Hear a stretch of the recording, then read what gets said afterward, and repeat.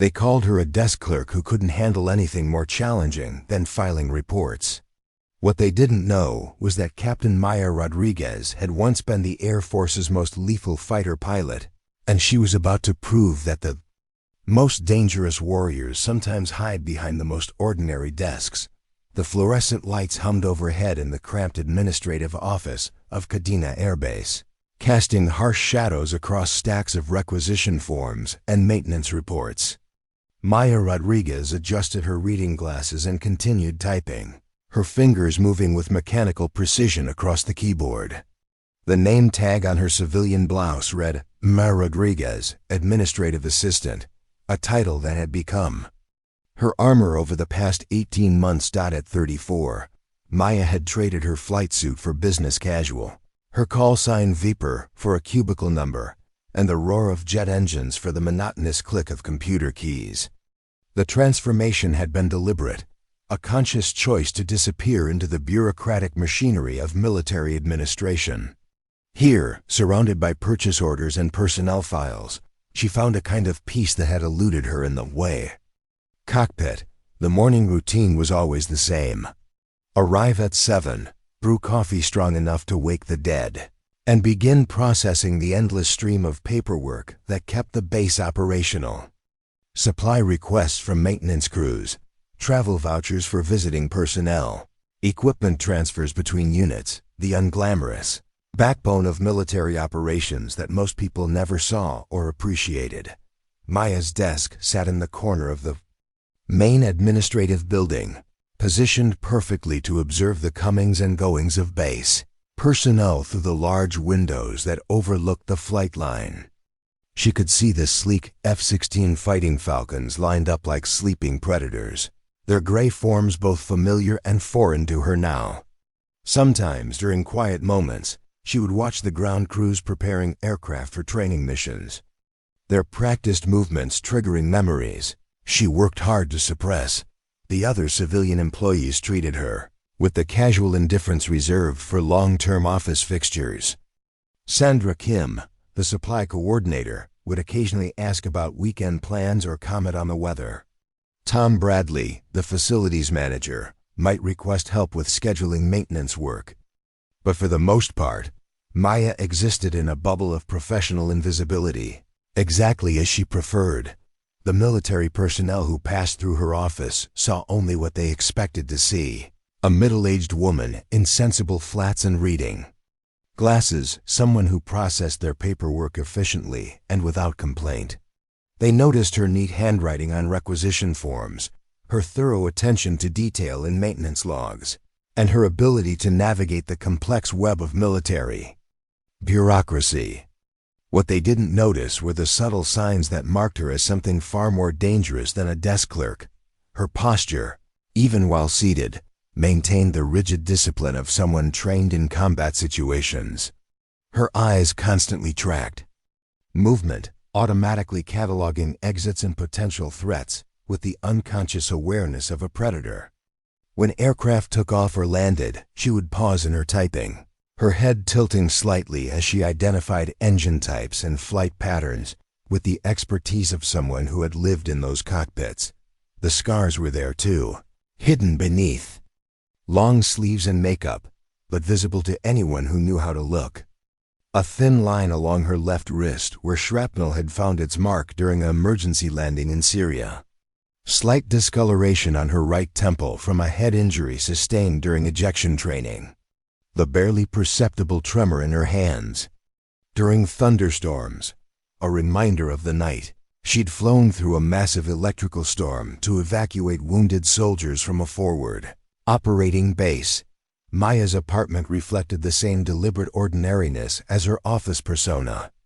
Generic furniture, neutral colors, and minimal personal touches that could belong to any single woman in her 30s.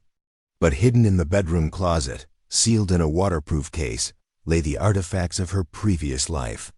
Flight wings commendation, ribbons, photographs with squadron mates whose names she rarely allowed herself to remember. The silver star she'd never had the courage to display, earned for actions she'd never had the strength to forget.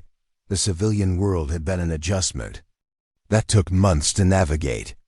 Learning to sleep through the night without checking radar screens or listening for incoming alarms. Shopping for groceries without calculating supply lines and logistics. Making small talk with neighbors who had never experienced the weight of life and death decisions or the brotherhood forged in combat zones. But the hardest part had been the silence. In the cockpit, every moment was filled with radio chatter, engine noise, and the constant awareness of mission parameters. The administrative office, by contrast, was a tomb of muffled conversations and clicking keyboards. Sometimes the quiet was so complete that Maya could hear her own heartbeat, counting the seconds between breaths, like she once counted the seconds between missile launches. The choice to work at Kadena had been strategic. The base was large enough for her to remain anonymous, but familiar enough that she could still feel connected to military aviation. She could see the aircraft she had once flown, hear the language she had once spoken fluently, and maintain some thread of connection to the identity she had chosen to abandon. It was a compromise between complete isolation and painful reintegration. Maya's supervisor, Janet Walsh, was a career civilian who had worked in military administration for over 2 decades. She appreciated Maya's efficiency and attention to detail, often commenting on how refreshing it was to have someone who understood military procedures without constant explanation. Janet had no idea that Maya's familiarity with military operations came from years of briefings, debriefings, and combat missions rather than administrative training. The other staff members viewed Maya as reliable but unremarkable. She arrived on time, completed her assignments without complaint, and participated in office social events, just enough to avoid seeming antisocial. During lunch breaks, she would often eat alone while reading paperback novels or working crossword puzzles, content to blend into the background of military life. The irony wasn't lost on Maya, that she now processed flight schedules and maintenance reports for the same type of aircraft she had once commanded. Her fingers would trace the technical specifications on work orders, remembering the feel of control sticks and the weight of G-forces during combat maneuvers. She knew the capabilities and limitations of every aircraft on the base, better than most of the pilots who flew them. But that knowledge remained locked away behind her carefully constructed facade. Occasionally, particularly during busy periods, or when dealing with complex logistics challenges, Maya would catch herself slipping into the tactical mindset that had once made her legendary among her peers. She would analyze supply chain vulnerabilities with the same intensity she had once applied to enemy air defenses, or identify operational inefficiencies with the strategic thinking that had kept her alive during combat missions. But those moments were rare, quickly suppressed before anyone could notice the transformation. Maya had worked too hard to build her new identity to risk exposure through careless behavior. The desk clerk persona was her refuge, her protection from a world that had demanded too much and given too little in return. The morning sun streamed through the office windows, illuminating dust motes that danced in the air like tiny aircraft formations. Maya continued typing, processing another day's worth of administrative requests while carefully maintaining the invisible barriers that separated her past from her present. She was exactly where she wanted to be, hidden in plain sight, safe from the expectations and responsibilities that had once defined her existence. In a few hours, everything would change. The carefully constructed world of forms and filing. Cabinets would be shattered by the kind of crisis that demanded split-second decisions and lethal precision. The desk clerk would be forced to remember what it meant to be a warrior, and the warrior would discover that some battles can only be won by those who have learned to fight from the shadows. Colonel Richard Blackwood commanded Kadena Air Base, with the rigid authority of someone who had spent 30 years climbing the military hierarchy through careful political maneuvering rather than combat excellence. At 52, his silver hair was perfectly groomed, his uniform pressed to razor-sharp creases, and his bearing carried the unmistakable confidence of a man who had never questioned his own importance. Blackwood's corner office on the 3rd floor of the command building reflected his personality perfectly. Awards and commendations covered every available wall space, though careful examination would reveal that most recognized administrative achievements rather than operational success. His desk, a massive mahogany structure that had been imported at considerable expense, dominated the room like a fortress from which he surveyed his domain. The colonel's daily routine began at precisely 0-5-30 with a review of overnight reports and intelligence briefings. He prided himself on maintaining what he called command presence, the ability to project authority through posture, tone, and unwavering certainty in his own decisions. His staff briefings were legendary for their length and attention to protocol, with junior officers often standing at attention for hours while he dissected operational details with obsessive precision. Blackwood's philosophy of leadership was built on the belief that military effectiveness depended on strict adherence to hierarchy and traditional roles. He viewed the modern military's evolution toward joint operations, technological integration, and diverse personnel as dangerous departures from proven methods.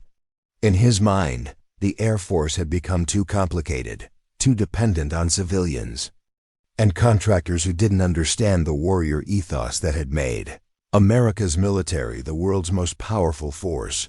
The civilian employees who worked on his base occupied a particularly low position in Blackwood's mental hierarchy. He viewed them as necessary evils, people who handled mundane administrative tasks that were beneath the attention of real military personnel.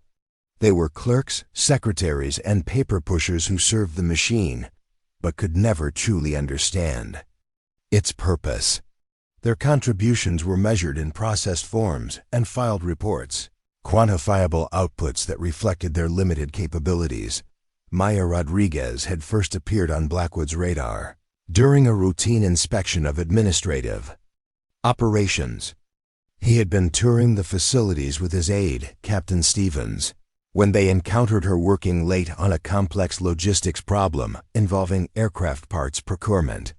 While her supervisor praised her efficiency and attention to detail, Blackwood saw only what he expected to see: a middle-aged woman in civilian clothes, hunched over a computer terminal like countless other bureaucrats.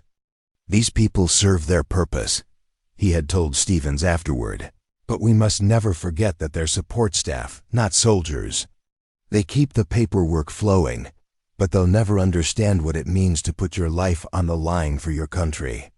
The colonel's interactions with civilian employees were carefully orchestrated to maintain proper distance while demonstrating his authority.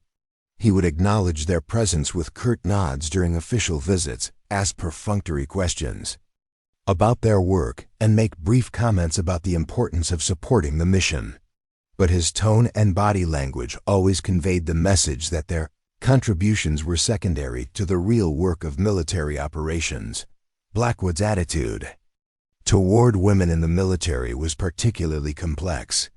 He had adapted to the changing regulations and policies that mandated equal treatment, but privately maintained that biological and psychological differences made women unsuitable for certain roles.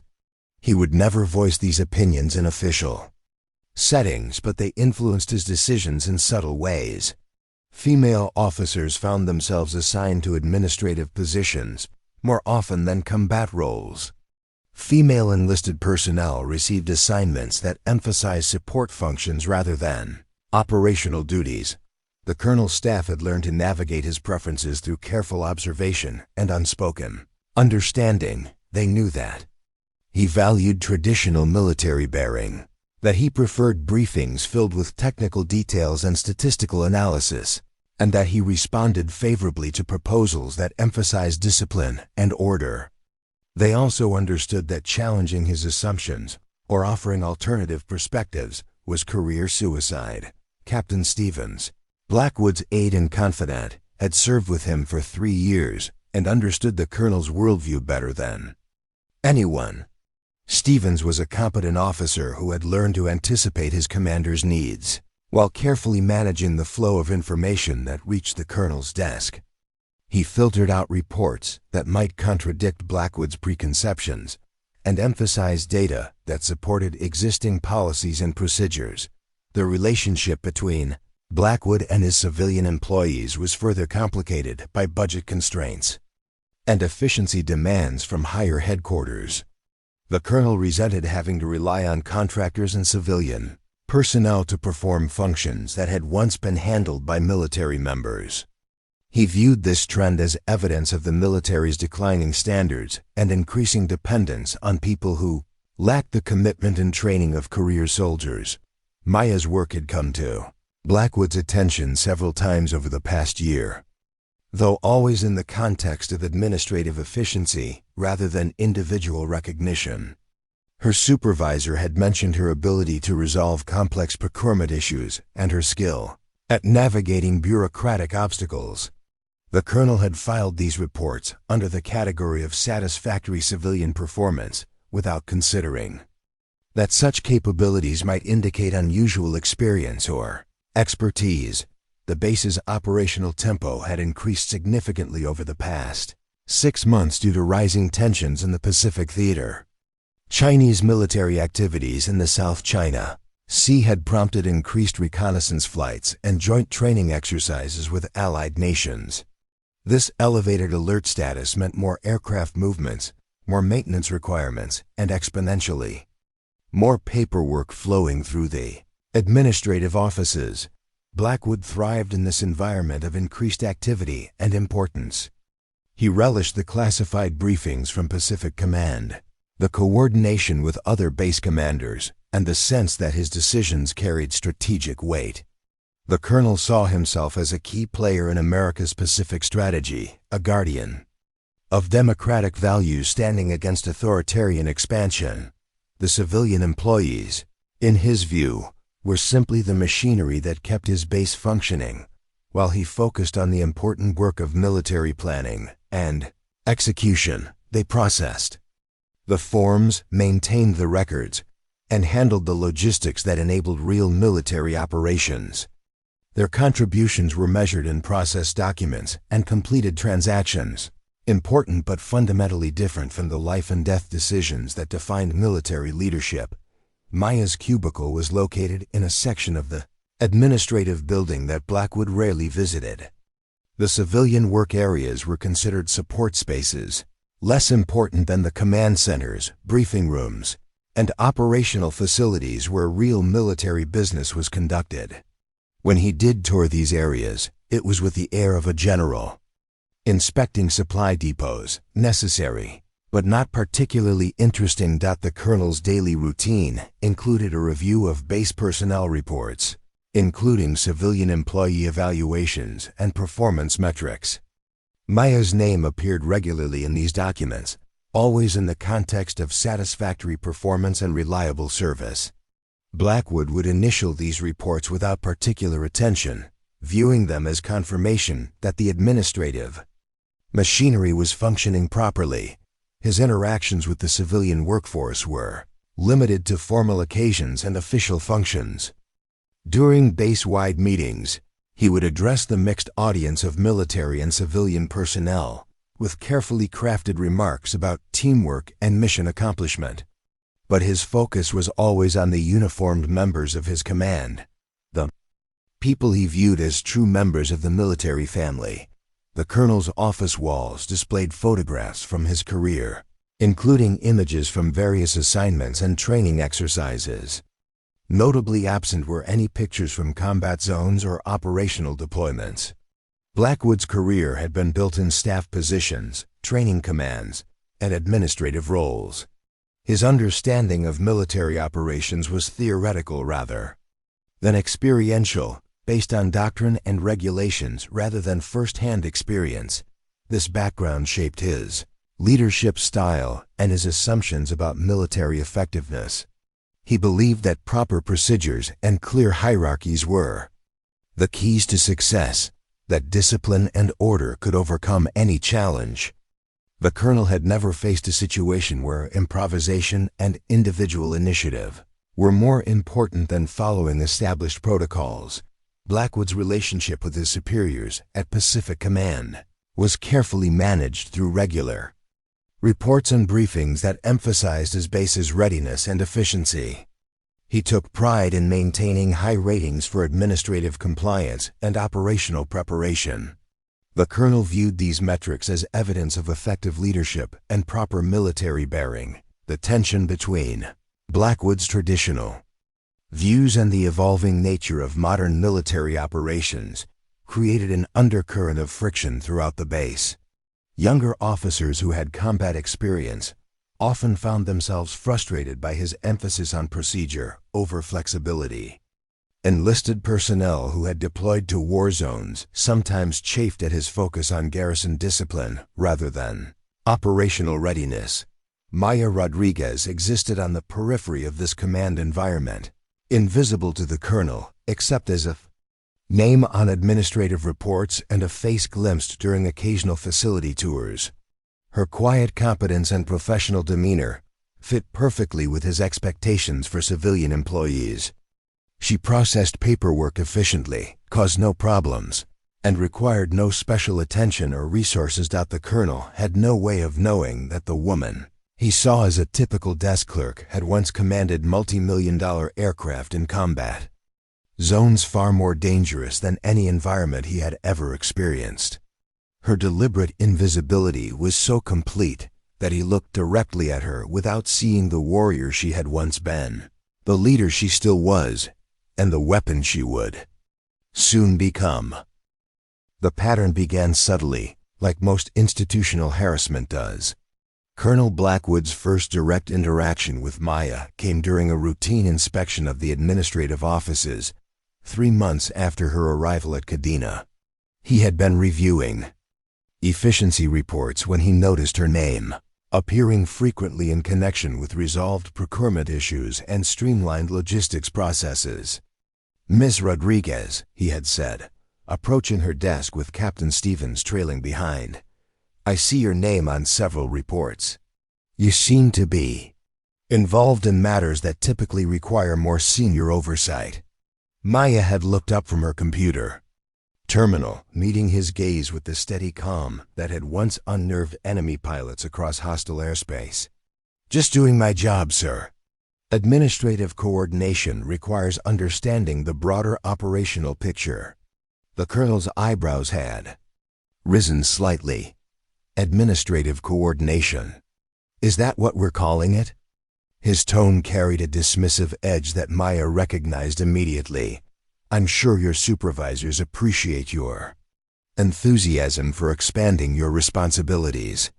That first encounter established the template for everything that followed. Blackwood began to notice Maya's work with increasing frequency, but his attention was critical rather than appreciative.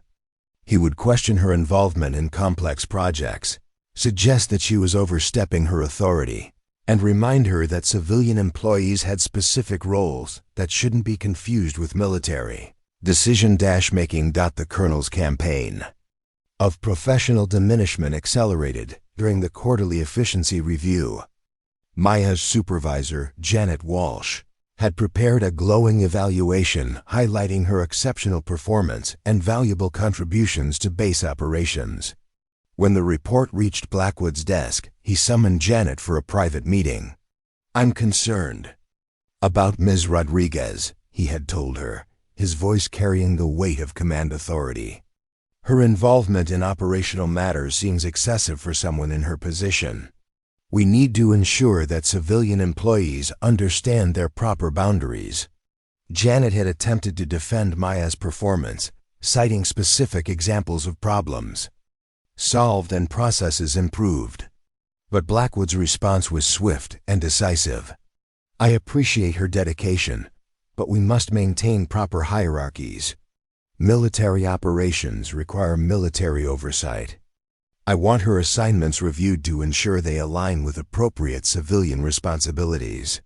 The immediate result was a subtle but unmistakable reduction in Maya's authority and involvement. Complex procurement issues that had previously been routed to her desk were reassigned to military personnel. Logistics coordination that had benefited from her expertise was restructured to exclude civilian input. Her access to certain operational databases was quietly revoked, justified by new security protocols that affected all contractor personnel. Maya recognized the signs immediately. She had witnessed similar campaigns during her military career, seen how institutional power could be weaponized against individuals who threatened established hierarchies. But her response was characteristic of the discipline that had once made her legendary among her peers. She absorbed the restrictions without complaint, adapted to her reduced responsibilities, and continued performing her assigned duties with the same precision that had once characterized her. Combat flying. The colonel's satisfaction with these changes was evident in his subsequent interactions with Maya. He would pause at her desk during facility tours, making pointed comments about the importance of staying within one's lane and focusing on assigned responsibilities. His remarks were carefully crafted to sound like leadership guidance, while clearly communicating his disapproval of her previous involvement in broader operational matters. "Ms. Rodriguez," he would say, his voice carrying just enough volume to be heard by nearby personnel, "I trust you're finding your refined duties more manageable. Sometimes we all need reminders about the scope of our proper responsibilities." Maya's responses were invariably professional and measured. "Yes, sir," unfocused on my assigned tasks. But those who knew how to read body language might have noticed the slight tension in her shoulders, the way her fingers would pause over her keyboard for just a moment too long, the barely perceptible tightening around her eyes that suggested depths of experience and capability that her current role couldn't contain. The colonel's confidence in his approach was reinforced by the apparent success of his intervention. Maya's name disappeared from reports involving complex operational issues. Her supervisor stopped mentioning her contributions to challenging projects. The administrative machinery continued functioning efficiently, but without the troublesome civilian overreach that had concerned him. But Blackwood's campaign didn't stop with professional restrictions. His comments about Maya began to carry increasingly personal undertones, subtle digs at her background and qualifications that were designed to reinforce her subordinate status. During a base-wide meeting about budget constraints, he made pointed remarks about the need to ensure that personnel at all levels understood their limitations and worked within their capabilities. "We have excellent civilian employees who handle important administrative functions," he had announced to the assembled crowd. "But we must remember that military operations require military experience and military judgment. Good intentions and enthusiasm cannot substitute for proper training and proven competence." The statement was carefully crafted to sound like general leadership guidance, but everyone present understood its specific target. Maya sat in the back of the auditorium, her expression unchanged, while colleagues glanced in her direction with varying degrees of sympathy and discomfort. The colonel's message was clear: know your place, stay in your lane, and don't aspire to responsibilities beyond your station. The harassment escalated during the spring readiness exercise, a complex multi-week operation that tested the base's ability to respond to various crisis scenarios. Maya's previous involvement in such exercises had been extensive, coordinating logistics and administrative support with the expertise of someone who understood military operations from the inside. But under the new restrictions, her role was limited to basic data entry and routine clerical support. Colonel Blackwood made a point of visiting the administrative offices during the height of the exercise, when the pace of operations was most intense and the importance of efficient coordination was most critical. He found Maya working late, processing routine paperwork while more complex operational issues were handled by others with less experience but higher military rank. "Working late again, Ms. Rodriguez?" he had asked, his tone suggesting that long hours were somehow inappropriate for someone in her position. I hope you're not taking on responsibilities that exceed your authority. We wouldn't want any confusion about roles and responsibilities during such a critical operation." Maya had looked up from her computer screen, her eyes meeting his with a steadiness that momentarily unsettled him. "Just completing my assigned task, sir. Making sure the paperwork supports the mission." The colonel's smile was thin and cold. "Paperwork. Yes, that's exactly right. That's what civilian employees do. They handle paperwork. It's important work, of course, but it's not the same as actual operational involvement. I'm glad we understand each other." The exchange was witnessed by several military personnel who were working nearby, and their reactions revealed the growing discomfort with the colonel's treatment of Maya. Some avoided eye contact, uncomfortable with the obvious unfairness, but unwilling to challenge their commander. Others watched with barely concealed disapproval, recognizing that something was fundamentally wrong with the situation. Captain Stevens, who had observed many of these interactions, began to feel increasingly uneasy about his commander's fixation on the civilian employee. During private conversations in the colonel's office, he had attempted to redirect attention to other matters, but Blackwood seemed unable to let go of his concerns about Maya's supposed overreach. "There's something about her that bothers me," the colonel had confided to Stevens during one of their regular evening briefings. "She acts like she knows more than she should, like she's holding back information or expertise that doesn't belong in her position. I can't put my finger on it, but something isn't right." Stevens had nodded diplomatically while privately wondering if the colonel's concerns were more about his own insecurities than Maya's actual performance. The captain had interacted with Maya on numerous occasions and found her to be professional, competent, and appropriately deferential to military authority. If anything, she seemed almost too qualified for her current position, but that hardly seemed like grounds for the sustained attention she was receiving. The colonel's suspicions were fed by his fundamental misunderstanding of Maya's background and capabilities.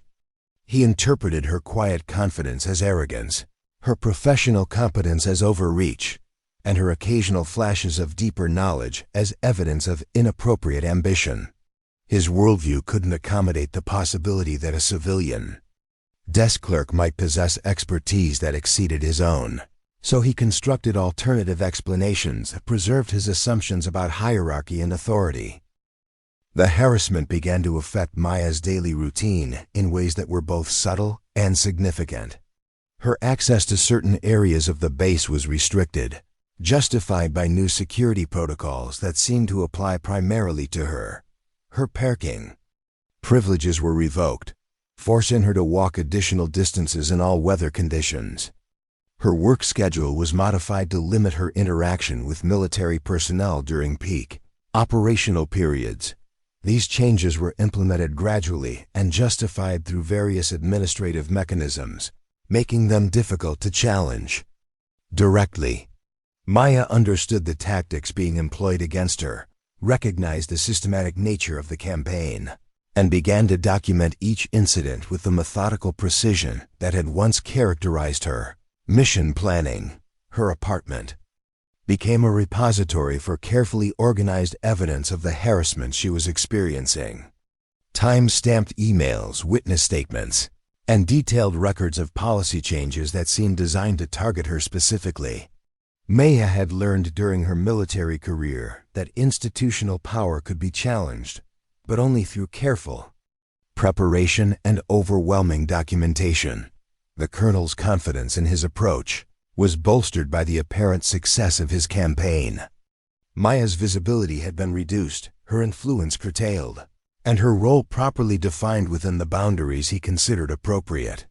The administrative machinery continued functioning efficiently, but without the troublesome civilian overreach that had concerned him. But what Colonel Blackwood didn't understand was that he was systematically dismantling the defenses of someone who had once been the Air Force's most lethal weapon.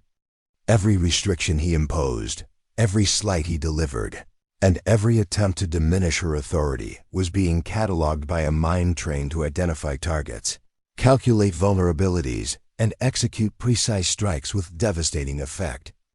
Desk Clerk was documenting everything, waiting for the right moment to remind everyone what it meant to underestimate a warrior who had learned to fight from the shadows.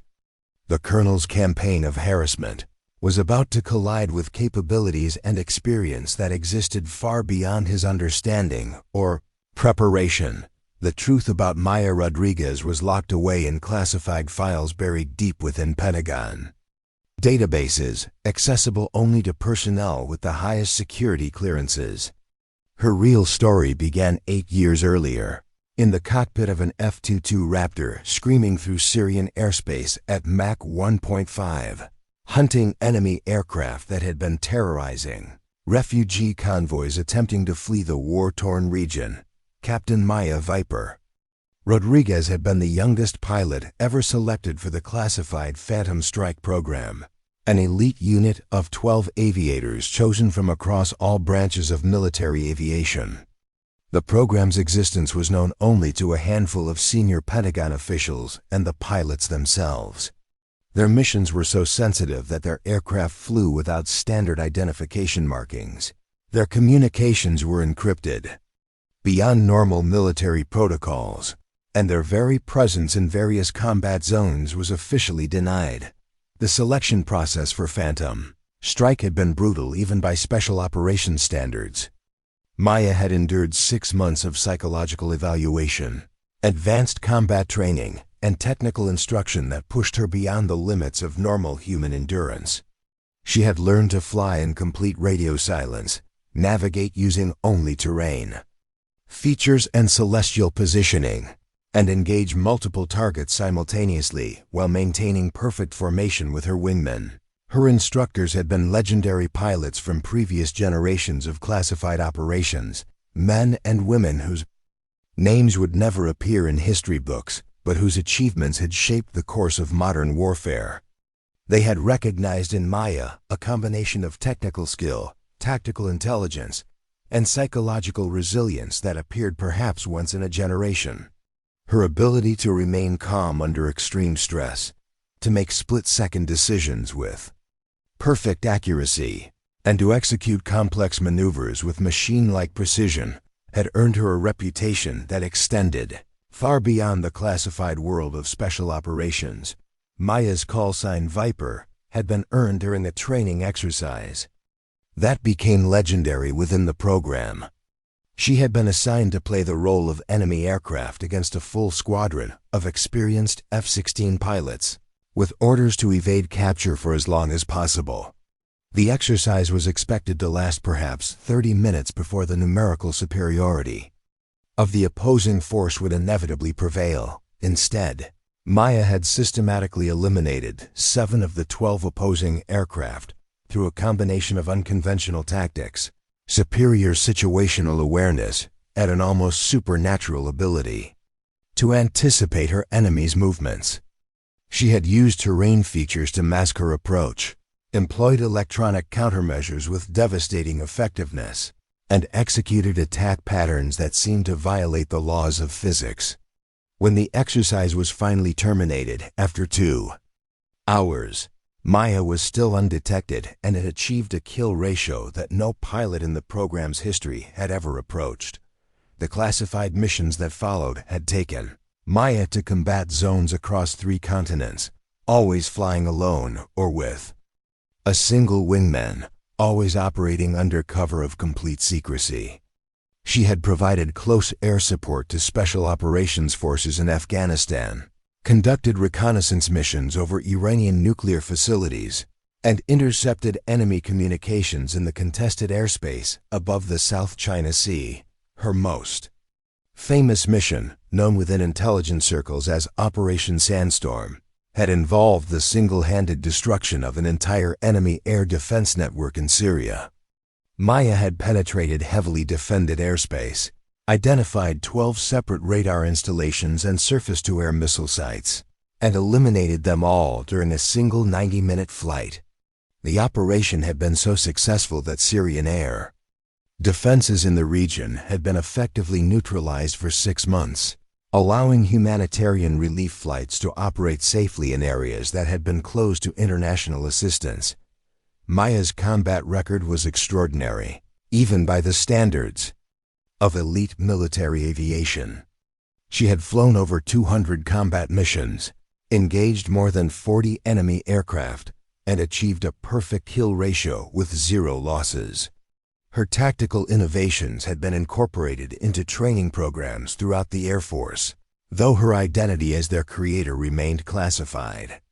She had been credited with developing new approaches to electronic warfare, revolutionary techniques for high-altitude reconnaissance, and combat maneuvers that had redefined the possibilities of modern fighter aircraft. The psychological profiles in her classified files revealed a pilot who thrived under extreme stress, who possessed an almost supernatural ability to remain focused during chaotic combat situations, and who could make complex tactical decisions with remarkable speed and accuracy. Her instructors had noted that Maya seemed to possess an instinctive understanding of three-dimensional aerial combat that couldn't be taught through conventional training methods. Her technical knowledge extended far beyond normal pilot training. Maya had studied aeronautical engineering, advanced mathematics, and computer science with the same intensity that she applied to flight operations. She could diagnose mechanical problems by sound alone, calculate fuel consumption and weapons trajectories in her head, and modify aircraft systems to achieve performance characteristics that exceeded manufacturer specifications.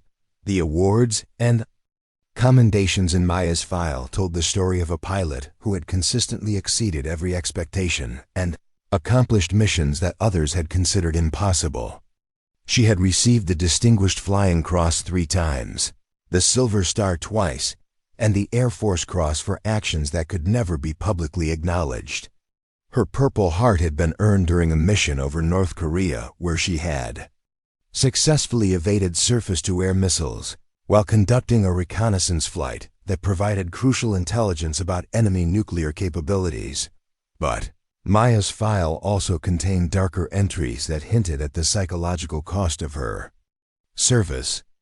Medical reports described recurring nightmares, hypervigilance, and emotional numbness that had developed after particularly intense combat deployments.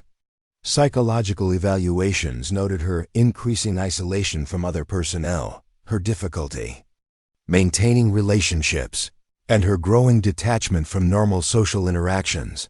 The breaking point had come during a mission over the Mediterranean Sea, when Maya had been ordered to intercept a commercial airliner that intelligence sources believed was carrying stolen nuclear materials. The aircraft had been hijacked by terrorists who were threatening to crash it into a populated area unless their demands were met. Maya had been given authorization to shoot down the airliner if it deviated from its assigned flight path, knowing that her actions would result in the deaths of over 200 innocent passengers.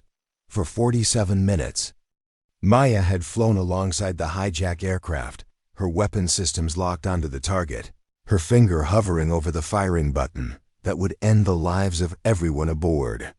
The passengers had been visible through the aircraft's windows, their faces pressed against the glass in terror and confusion. Maya had been in constant communication with ground control, receiving updates on negotiations with the hijackers and preparing to execute the most difficult order of her career. The crisis had ended when Special Operations Forces had successfully stormed the aircraft during a refueling stop in Italy, eliminating the hijackers and rescuing all passengers. But Maya's psychological evaluation following the mission had revealed the profound impact of those 47 minutes. The knowledge that she had been prepared to kill innocent people, even to prevent greater casualties, had fundamentally altered her relationship with military service. Her decision to leave active duty had been met with intense resistance from senior Air Force leadership. Maya's skills were considered irreplaceable, her experience invaluable, and her loss to the service potentially catastrophic. She had been offered promotions, special assignments, and unprecedented autonomy in exchange for extending her commitment. But Maya's mind had been made up. her psychological reserves exhausted by years of impossible decisions and unacknowledged sacrifices. The transition to civilian life had been negotiated through a complex arrangement that involved the Central Intelligence Agency, the Department of Defense, and several other government agencies whose existence was itself classified. Maya's expertise and knowledge made her a permanent security risk, but her service record and psychological profile suggested that she could be trusted to maintain the secrecy that her former missions required. The solution had been to place her in a position where her skills could be monitored, while her psychological needs for anonymity and reduced responsibility could be accommodated. Her assignment to Kadena Air Base as a civilian administrative employee had been carefully orchestrated to provide her with meaningful work while keeping her within the military environment that remained her only social reference point. Maya's apartment contained none of the traditional military memorabilia that might have indicated her background. No photographs of aircraft or squadron mates, no display cases filled with medals and ribbons, no maps marking the locations of her various deployments. Instead, the space was deliberately generic, designed to suggest the life of someone who had never been anything more than a civilian bureaucrat, but hidden in a reinforced safe built into the bedroom wall were the artifacts of her true identity. Flight logs detailing missions that had never been officially acknowledged, photographs of aircraft and personnel whose existence remained classified, and technical manuals for weapons systems that were still considered state secrets. Her flight suit hung in a sealed garment bag, its patches and insignia bearing witness to achievements that could never be publicly recognized. The most significant item in the safe was a single photograph taken during her final mission debriefing. Maya stood alongside the other members of the Phantom Strike program, their faces young and confident, their expressions reflecting the shared understanding that they had participated in something extraordinary. Of the 12 pilots in the photograph, 7 had died in combat, 3 had been permanently disabled, and 1 had disappeared during a classified mission over the Pacific Ocean. Maya was the only member of the program who had survived with her physical and mental capabilities intact, her medical records, sealed under the highest classification levels, documented injuries that would have ended the careers of normal pilots. Compression fractures from high-G maneuvers, retinal damage from repeated exposure to combat conditions, and neurological changes consistent with prolonged stress and sleep deprivation. Maya had pushed her body and mind to their absolute limits, and the toll had been measured in ways that civilian medicine could barely understand. The psychiatric evaluations in her file revealed a complex personality shaped by years of impossible responsibilities and unacknowledged achievements. Maya had learned to compartmentalize her experiences, to separate her emotions from her actions, and to maintain operational focus even when facing scenarios that would have broken most people. But this psychological armor had also isolated her from normal human connections, leaving her unable to relate to people who had never faced life and death decisions or understood the weight of command responsibility. Colonel Blackwood's harassment campaign was being conducted against someone whose actual capabilities and experience exceeded anything in his imagination. The woman he saw as an overreaching civilian employee was actually one of the most accomplished combat pilots in military history, someone who had made decisions that affected international security and executed missions that had changed the course of regional conflicts. But Maya's commitment to her new identity was absolute. She had chosen anonymity over recognition, silence over acknowledgement, and civilian life over military glory. The desk clerk persona was her refuge from a world that had demanded too much and given too little in return. She was content to remain invisible, to process paperwork instead of planning combat missions, to be overlooked rather than celebrated. What Colonel Blackwood didn't understand was that his systematic campaign of professional diminishment was being absorbed by someone who had faced far more dangerous enemies than an insecure base commander. Maya's patience with his harassment was not weakness but discipline, the same emotional control that had kept her alive through hundreds of combat missions. She was documenting his behavior, analyzing his patterns, and preparing for the moment when silence would no longer serve her needs. The desk clerk was gathering intelligence on her target, and when the time came to act, she would do so with the precision and effectiveness that had once made her the most feared pilot in the classified world of special operations. The morning of September 15th began like any other at Kadena Air Base, with Maya arriving at her desk precisely at 7 o'clock to begin processing the routine paperwork that had become her daily existence. The overnight reports indicated normal operations, routine maintenance schedules, and the usual administrative requirements that kept the base functioning smoothly. But beneath the surface of this ordinary Tuesday, tensions were building that would soon explode into a crisis that would test every person on the installation. Maya had been working for approximately 2 hours when the first signs of trouble appeared on her computer screen. An automated alert from the base's integrated logistics system indicated that several critical supply requisitions had been flagged for immediate review.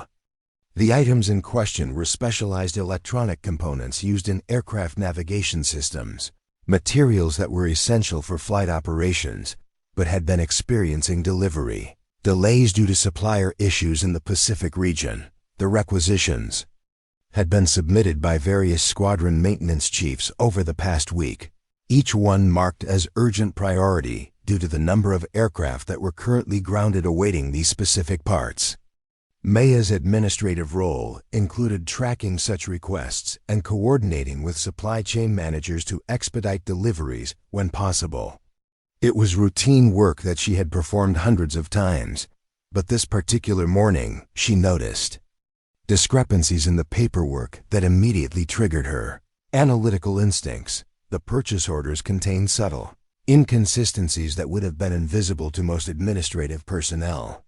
Serial numbers that didn't match manufacturer specifications, delivery addresses that seemed unnecessarily complex, and payment authorizations that bypassed normal approval channels. Maya's trained eye, honed by years of reviewing intelligence reports and technical documents, recognized these anomalies as potential indicators of fraudulent activity or security breaches. Her first instinct was to document these concerns and forward them to the appropriate security personnel for investigation. Maya had learned during her military career that unusual patterns in routine paperwork often indicated more serious underlying problems. She began preparing a detailed report that outlined her observations and recommended immediate review by counterintelligence specialists. But when Maya attempted to access the higher-level security databases that would allow her to verify the authenticity of the purchase orders, she discovered that her clearance had been further restricted. The access codes that had worked the previous week were now invalid, and her attempts to log into the verification systems were met with error messages indicating insufficient authorization. Colonel Blackwood's systematic campaign to limit her responsibilities had now extended to basic security protocols that were essential for her administrative duties. Maya's frustration was compounded by the knowledge that her suspicions about the paperwork were based on expertise that she couldn't reveal without exposing her true background. The inconsistencies she had identified would have been obvious to anyone with experience in military procurement and supply chain security, but explaining how a civilian desk clerk had developed such knowledge would raise questions that she wasn't prepared to answer. Her attempts to bring these concerns to her supervisor, Janet Walsh, were met with dismissive responses that reflected the reduced credibility that Colonel Blackwood's campaign had achieved. Janet, who had once valued Maya's insights and analytical abilities, now seemed to view her concerns as evidence of the overreach that the colonel had warned about. "Maya, I appreciate your attention to detail," Janet had said during their brief meeting. "But these kinds of security concerns are beyond the scope of our administrative responsibilities." The procurement office has its own procedures for verifying purchase orders, and we need to focus on our assigned duties rather than trying to second-guess other departments. The rejection of her concerns left Maya in an impossible position. Her instincts, trained through years of intelligence analysis and operational planning, were screaming that something was seriously wrong with the supply chain. But her current role as a civilian administrative employee provided no legitimate avenue for pursuing these suspicions. She was trapped between her knowledge of potential security threats and her inability to act on that knowledge without revealing capabilities that would shatter her carefully constructed anonymity. Maya's decision to conduct her own investigation was driven by a combination of professional instinct and growing certainty that the anomalies she had identified represented a genuine threat to base security. She began using her limited access to trace the origins of the suspicious purchase orders, working within the constraints of her reduced clearance levels to gather whatever information was available through standard administrative channels. The investigation required Maya to employ skills that she had developed during her years in classified operations. She analyzed communication patterns, traced financial transactions, and identified personnel whose names appeared repeatedly in connection with the questionable procurement activities. Her approach was methodical and systematic, designed to build a comprehensive picture of what appeared to be a coordinated effort to compromise the base's supply chain security. Working late into the evening, Maya discovered that the suspicious purchase orders were part of a broader pattern that extended back several months. The fraudulent activities appeared to be coordinated by someone with detailed knowledge of the base's procurement procedures and access to internal systems that should have been secure. The scope of the operation suggested involvement by personnel with legitimate credentials and authorized access to sensitive information. The most disturbing aspect of Maya's investigation was the discovery that the compromised components were being installed in aircraft that were scheduled for critical missions over the next several days. The navigation systems that contained these questionable parts were essential for flight safety, and any malfunction could result in catastrophic consequences for the crews and their aircraft. The thought of pilots unknowingly flying with compromised equipment triggered protective instincts that Maya had spent months trying to suppress. Her attempts to escalate these concerns through official channels were systematically blocked by the restrictions that Colonel Blackwood had imposed on her access and authority. The security personnel who should have been investigating these threats were either unavailable or unwilling to take seriously the concerns of a civilian administrative employee whose credibility had been systematically undermined. Maya's growing desperation led her to consider options that would have been unthinkable under normal circumstances. She began to contemplate actions that would require revealing aspects of her true background and capabilities, knowing that such exposure would end the anonymous existence she had worked so hard to maintain. The conflict between her commitment to safety and her need for privacy was becoming increasingly impossible to resolve. The breaking point came when Maya discovered that aircraft containing the compromised components were scheduled to depart on a reconnaissance mission the following morning. The flight plan called for a complex operation over disputed territory in the South China Sea, an area where navigation failures could result in international incidents or worse.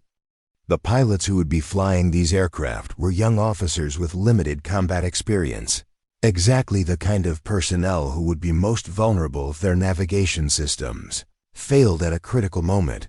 Maya's knowledge of the mission details came from her access to flight scheduling databases, information that was theoretically available to administrative personnel, but rarely reviewed by anyone outside the operational chain of command. Her ability to recognize the significance of the mission parameters and understand the potential consequences of equipment failure reflected expertise that no civilian employee should possess. The realization that she was the only person on the base who had both identified the security threat and understood its implications placed Maya in a position that she had hoped never to face again. She was confronted with the choice between maintaining her anonymity and potentially preventing a catastrophic failure that could cost lives and compromise national security. Her decision to take direct action was influenced by memories of the teammates she had lost during her military career, pilots who had died because of equipment failures, intelligence mistakes, and command decisions that had prioritized procedures over people. Maya had sworn an oath to protect her fellow service members, and that commitment transcended her current civilian status or her desire for anonymity. The plan she developed required Maya to access secure areas of the base that were normally restricted to authorized personnel. She would need to physically examine the aircraft that contained the compromised components, document the security breaches, and gather evidence that would be impossible to ignore or dismiss. The operation would require skills and knowledge that she had developed during her years in classified operations, capabilities that would be impossible to explain if she were discovered. Maya's preparation for this unauthorized investigation involved retrieving equipment from her apartment that she had hoped never to use again. Night vision devices, electronic surveillance tools, and specialized instruments for aircraft inspection were removed from their hiding places and prepared for what she knew would be a dangerous mission. The familiar weight of these tools in her hands triggered memories of countless operations where similar equipment had meant the difference between success and failure. The psychological transformation that occurred as Maya prepared for action was profound and irreversible.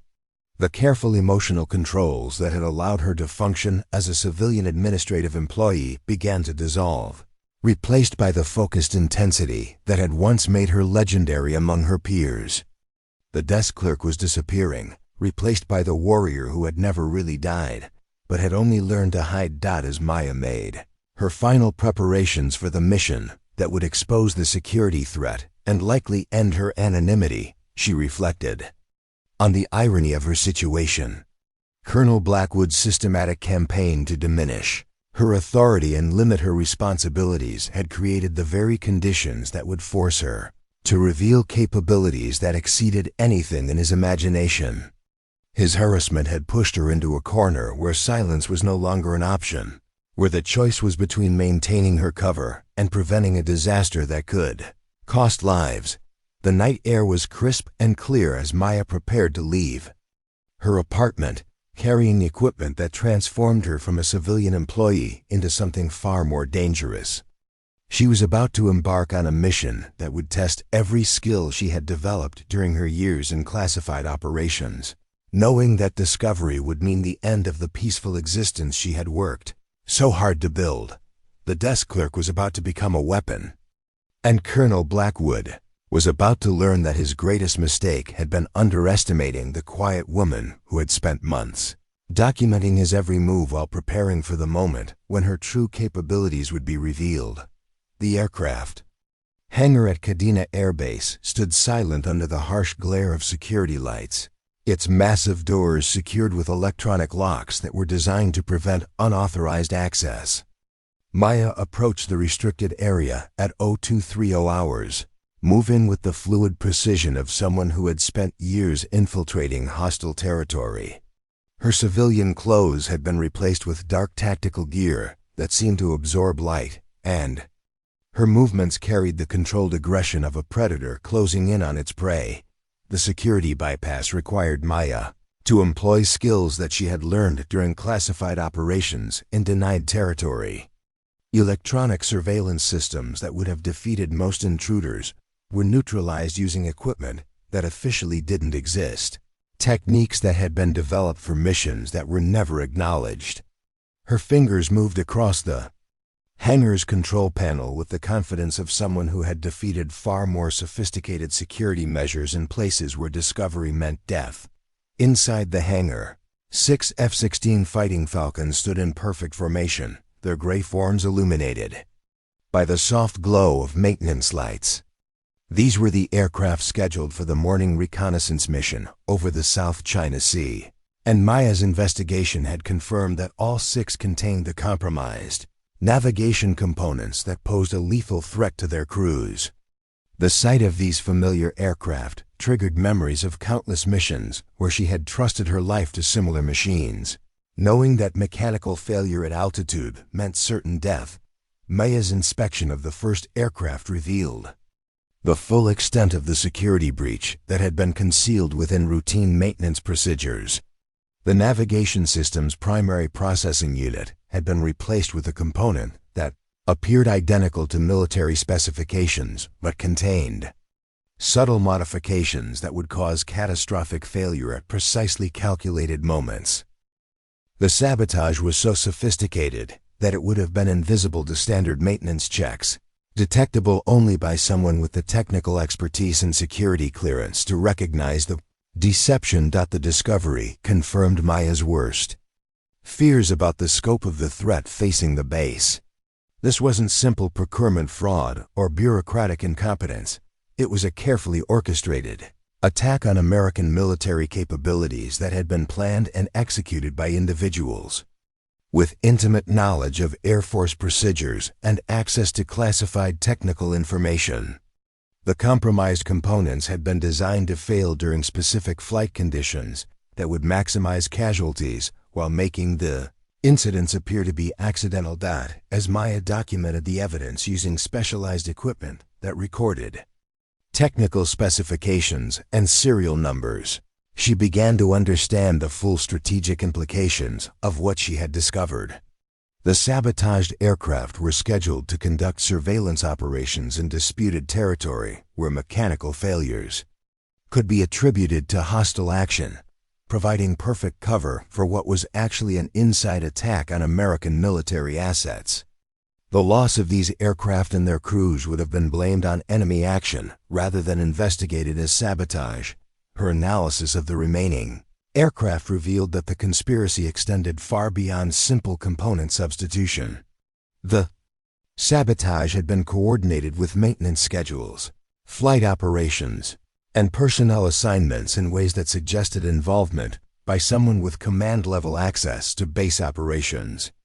The timing of the component installations, the selection of specific aircraft, and the coordination with mission planning indicated a level of insider knowledge that could only have come from senior leadership positions. Maya's investigation was interrupted by the sound of approaching footsteps and the unmistakable crackle of radio communications. Base security personnel were conducting their routine patrols, but their presence in the hangar area at this hour suggested either exceptional dedication to duty or awareness that something unusual was occurring. Maya's position among the aircraft provided concealment, but her unauthorized presence in the restricted area would be impossible to explain if she were discovered.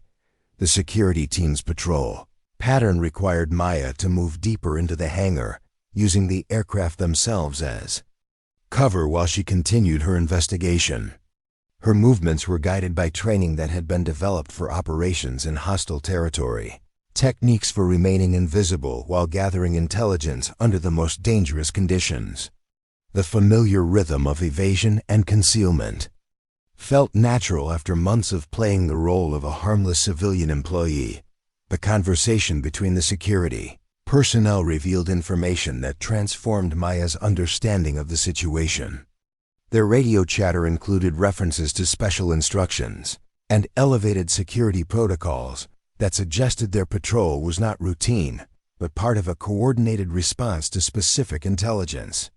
Someone was aware that the sabotage had been discovered, and countermeasures were already being implemented to prevent exposure of the conspiracy. Maya's position became increasingly precarious as additional security teams arrived at the hangar. The electronic surveillance systems that she had neutralized were being checked and recalibrated, and the expanding security presence made it clear that her investigation had triggered a response from people who were prepared to kill to protect their operation. The stakes had escalated beyond simple security breach to active combat situation. The technical analysis of the sabotaged components revealed details that shocked even Maya's experienced understanding of military technology. The modifications had been designed not just to cause mechanical failure, but to create specific types of aircraft emergencies that would prevent crews from executing emergency procedures. The sabotage was intended to guarantee fatalities while making the incidents appear to be the result of pilot error or equipment malfunction. Maya's documentation of the evidence was interrupted by the arrival of Colonel Blackwood himself, accompanied by a team of personnel whose uniforms and equipment suggested capabilities that went far beyond standard base security. The colonel's presence in the hangar at this hour, combined with his obvious knowledge of the security situation, confirmed Maya's suspicions about the scope of the conspiracy. Her systematic tormentor was not just a bureaucratic bully, but an active participant in an operation that threatened the lives of American military personnel. The colonel's conversation with his associates revealed the full extent of the threat that Maya had uncovered. References to timeline acceleration and asset protection made it clear that the sabotage was part of a broader operation that extended far beyond Kadena Air Base. The conspiracy involved multiple installations, numerous personnel, and strategic objectives that could only be achieved through the systematic compromise of American military capabilities. Maya's position among the aircraft became untenable as the security search intensified. Her options for escape were limited by the hangar's design and the coordinated movements of the security teams. The situation required her to employ combat skills that she had hoped never to use again, capabilities that would instantly reveal her true identity and end any possibility of maintaining her civilian cover. The transformation that occurred as Maya prepared for direct action was profound and irreversible. The careful emotional controls that had allowed her to function as a desk clerk dissolved completely, replaced by the focused lethality that had once made her the most feared pilot. In classified operations, her body language, her breathing, and her mental state shifted into the combat mode that had kept her alive through hundreds of dangerous missions. The first security team to approach Maya's position encountered something that their training had never prepared them to face. The woman they expected to find was a civilian employee who had somehow gained unauthorized access to restricted areas.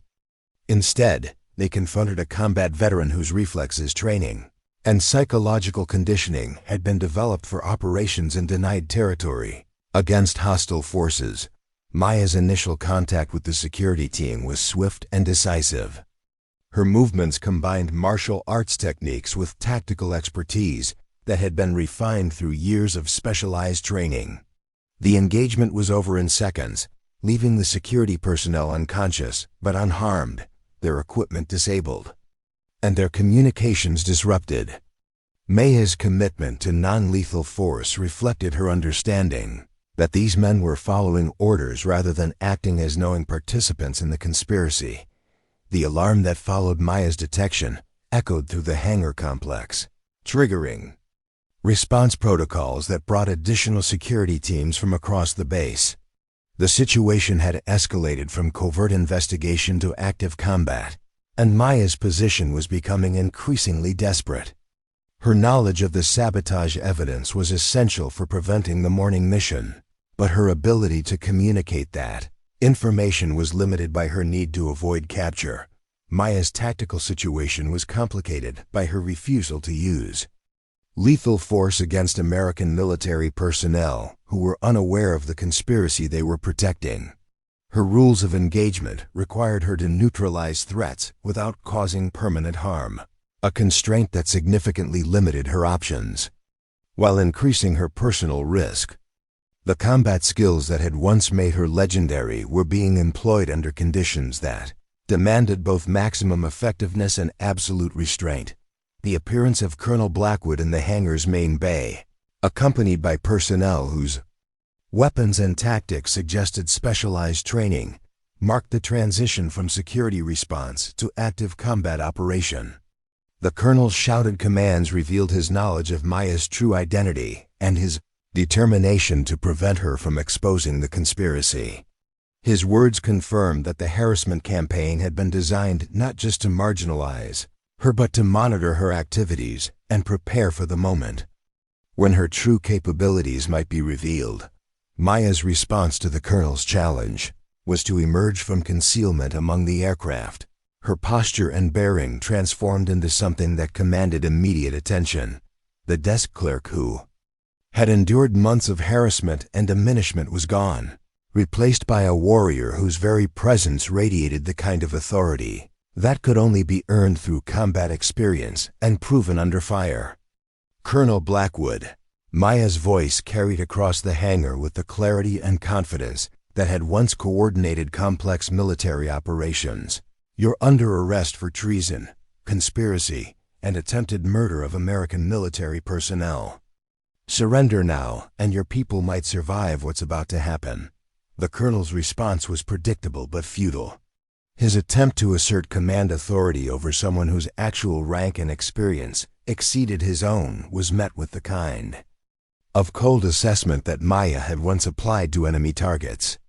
The harassment campaign that had seemed so effective against a civilian employee was revealed as the pathetic bullying of someone who had never faced a real warrior. Maya's tactical position in the hangar was precarious but not hopeless. Her knowledge of aircraft systems and facility layouts provided advantages that her opponents couldn't anticipate.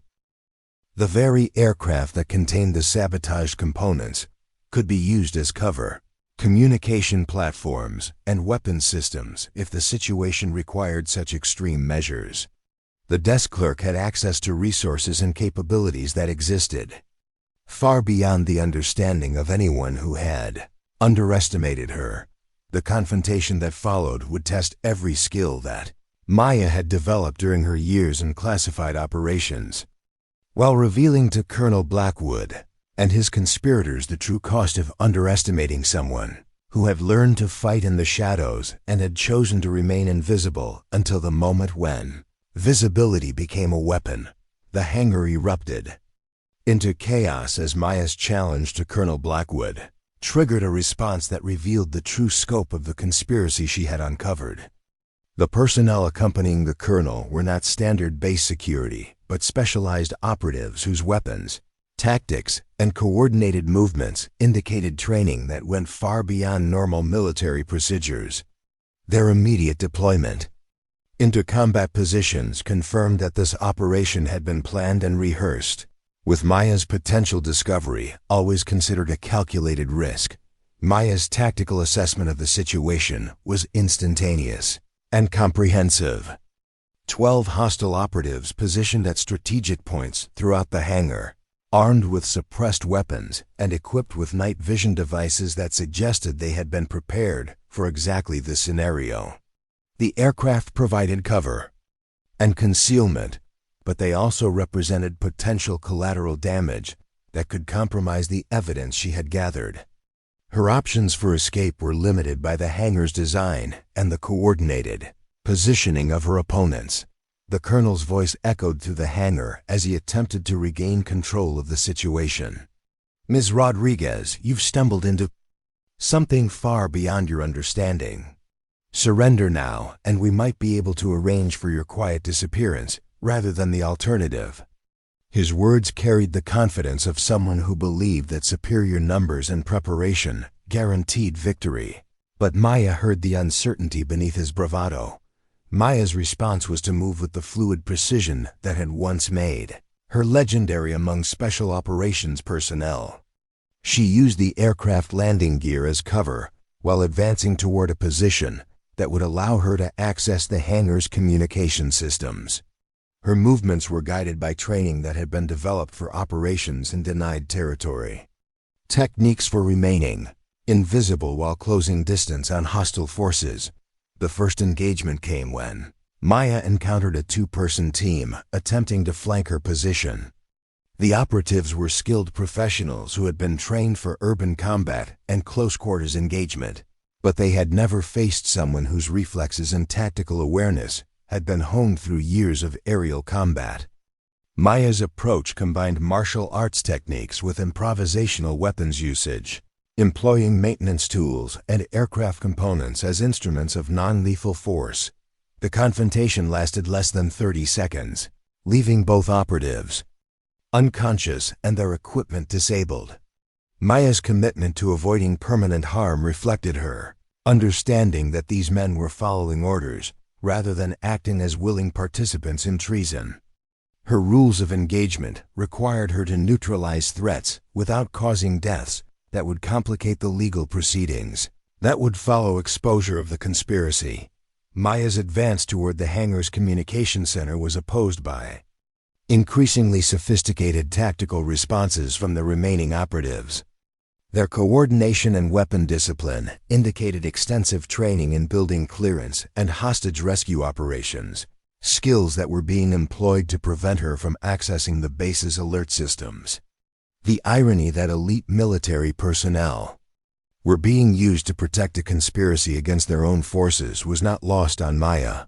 As she planned her next moves, the hangar's layout provided both opportunities and challenges for Maya's tactical situation. The aircraft offered substantial cover, but they also created blind spots that could be exploited by her opponents. The maintenance equipment and fuel systems represented potential weapons, but their use could result in fires or explosions that would destroy the evidence she had gathered. Her approach required balancing immediate survival needs against the strategic objective of exposing the sabotage. Maya's knowledge of aircraft systems became a crucial advantage as the engagement intensified. She used her understanding of fuel lines, electrical systems, and hydraulic components to create diversions and obstacles that her opponents couldn't anticipate. The activation of aircraft warning systems created noise and confusion that masked her movements, while her manipulation of hangar lighting systems provided tactical advantages that professional soldiers hadn't expected from a civilian employee. The Colonel's growing frustration was evident in his increasingly desperate orders to his operatives. "She's one person. How are 12 trained professionals having difficulty with a desk clerk?"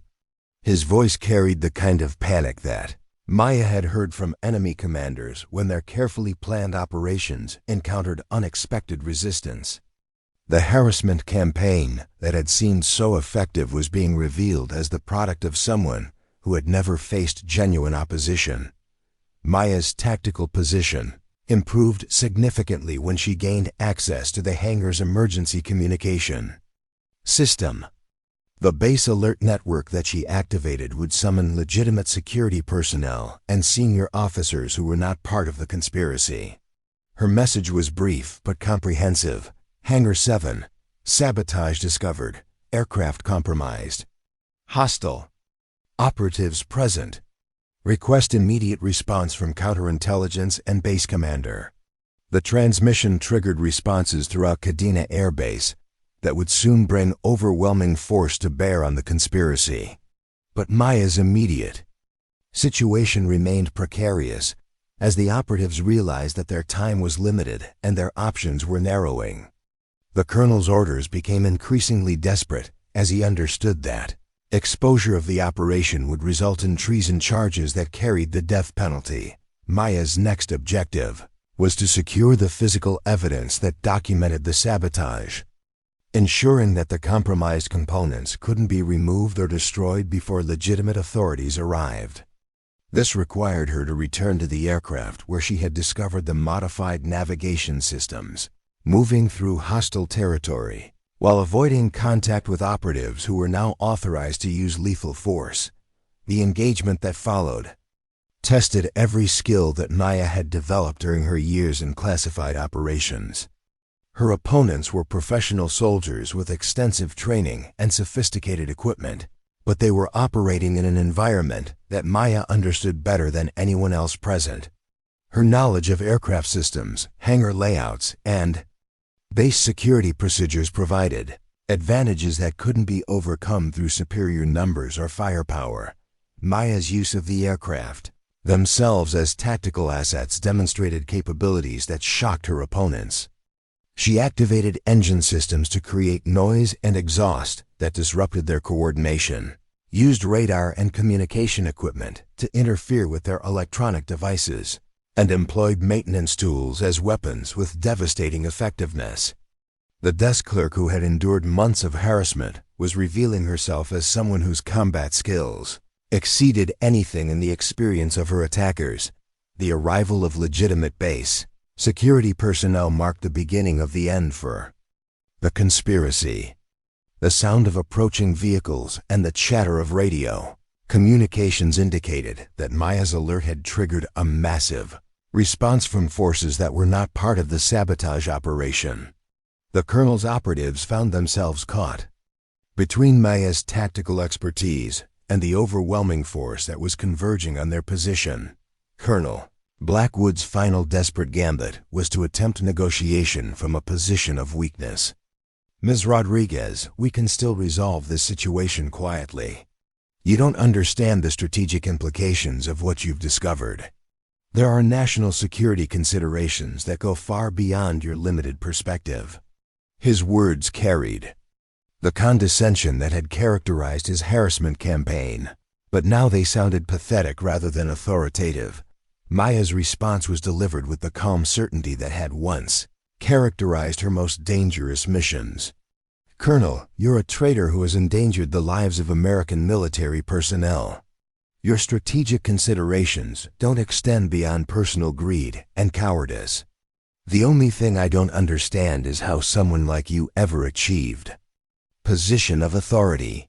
The psychological impact of Maya's transformation was evident in the reactions of everyone present. The operatives, who had been confident in their superior numbers and training, were now facing someone whose presence commanded the kind of respect that could only be earned through combat experience. Their tactical situation was deteriorating rapidly as they realized that their target possessed capabilities that exceeded their preparation and training. Maya's tactical position became dominant when she gained control of the hangar's main lighting system. Her manipulation of the electrical controls created alternating periods of darkness and blinding illumination that disrupted her opponent's vision and coordination. The night vision devices that had provided advantages were now liabilities, and the operatives found themselves operating blind in an environment that Maya could navigate through memory and instinct. The final phase of the engagement began when Maya accessed the aircraft's weapon systems. The F-16s were not armed with live ammunition, but their targeting systems and electronic warfare capabilities provided resources that she could use to disable her opponent's equipment and communications. Her knowledge of these systems was so comprehensive that she could operate them with the same efficiency that had once made her the most feared pilot in classified operations. The sound of approaching helicopters and the coordinated response of legitimate security forces signaled that the conspiracy's time was running out. Maya's tactical situation shifted from survival to evidence preservation as she worked to ensure that the sabotaged components and documentation would be available for the investigation that would follow. Her actions had exposed a threat that extended far beyond Kadena Air Base, and the evidence she had gathered would be crucial for identifying all participants in the conspiracy. Colonel Blackwood's surrender came when he realized that his operatives had been systematically neutralized by someone whose capabilities exceeded everything in his experience. The harassment campaign that had seemed so effective against a civilian employee had been conducted against a warrior whose combat skills and tactical expertise had been proven in the most dangerous environments on Earth. His final words before being taken into custody reflected the shock of someone who had fundamentally misunderstood the nature of his opponent. Maya's emergence from the hangar marked the end of her anonymity and the beginning of a new phase in her life. The desk clerk, who had endured months of systematic harassment, had revealed herself as someone whose true identity would reshape everyone's understanding of strength, capability, and the price of underestimating those who choose to serve in silence. The conspiracy had been exposed, the sabotage prevented, and the traitors identified. But the cost had been the peaceful existence that Maya had worked so hard to build. The warrior who had once been the Air Force's most lethal weapon had returned. To active duty, not by choice but by necessity. The ghost of classified operations had become visible again, and her next mission would be to ensure that the conspiracy she had uncovered would never again threaten the lives of American military personnel. The aftermath of Maya's confrontation in the hangar unfolded with the systematic precision of a military operation designed to contain a national security crisis. Within hours of her emergency transmission, Kadena Air Base had been placed under complete lockdown, with counterintelligence teams, FBI agents, and Pentagon officials converging on the installation to investigate what would later be classified as one of the most significant security breaches in recent Air Force history. Maya found herself at the center of a massive investigation that would ultimately expose a conspiracy extending across multiple military installations and involving dozens of personnel at various levels of command. The sabotaged navigation components she had discovered were traced to a sophisticated operation that had been systematically compromising American military capabilities for over 2 years. The scope of the conspiracy was so extensive that it required the establishment of a joint task force combining resources from the Air Force Office of Special Investigations, the Defense Intelligence Agency, and the FBI's Counterintelligence Division. The interrogation of Colonel Blackwood and his associates revealed the full extent of the treasonous activities that had been concealed beneath routine military operations. The colonel's motivation had been primarily financial, with foreign intelligence services paying substantial sums for access to American military technology and operational intelligence. But the psychological evaluation that followed his arrest revealed a more complex picture of someone whose resentment of changing military culture and declining personal authority had made him susceptible to recruitment by hostile forces. Maya's role in exposing the conspiracy required her to undergo extensive debriefing sessions that revealed her true identity to investigators who had been unaware of her classified background. The discovery that a decorated combat pilot had been working as a civilian administrative employee while enduring systematic harassment added another layer of complexity to an already unprecedented case.